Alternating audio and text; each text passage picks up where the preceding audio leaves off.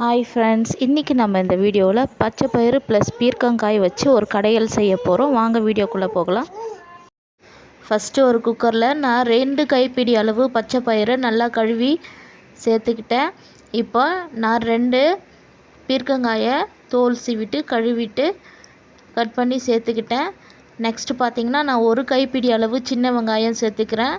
சேர்த்ததுக்கப்புறம் நான் 2 பச்சை மிளகா ப்ளஸ் 2 கட் பண்ண தக்காளியும் சேர்த்துக்கிறேன்.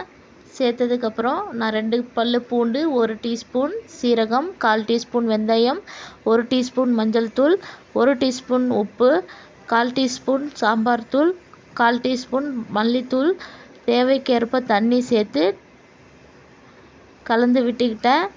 இப்போ 3 விசில் வரட்டும். 3 விசில் வந்துடுச்சு. இப்போ ரெடி ஆகிடுச்சு. இப்போ நம்ம மத்து எடுத்து நல்லா கடைஞ்சிக்கலாம். நைஸாக கடையக்கூடாது, கொரப்பாக கடைஞ்சிக்கலாம். அப்போ தான் டேஸ்ட்டாக இருக்கும். கடைஞ்சாச்சு. இப்போ நம்ம தாளிப்பு போட்டுக்கலாம். ஒரு பேனில் எண்ணெயை ஊற்றி கடுகு பொரிஞ்சதும் நீல வாக்கில் கட் பண்ண வெங்காயம், இப்போ பார்த்திங்கன்னா 1 கொத்து கறிவேப்பிலையும் சேர்த்து நல்லா ப்ரௌன் கலரில் வரணும். அப்போ தான் டேஸ்ட்டாக இருக்கும். ஸோ வந்ததுக்கப்புறம் நம்ம சாம்பாரில் சேர்த்துக்கலாம்.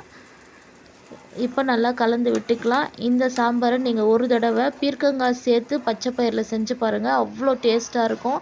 வெறும் சாம்பாரே நீங்கள் ஊற்றி குடிக்கிற மாதிரி இருக்கும். அவ்வளோ சூப்பராக இருக்கும். மறக்காமல் ஒரு தடவை வீட்டில் ட்ரை பண்ணி பாருங்கள்.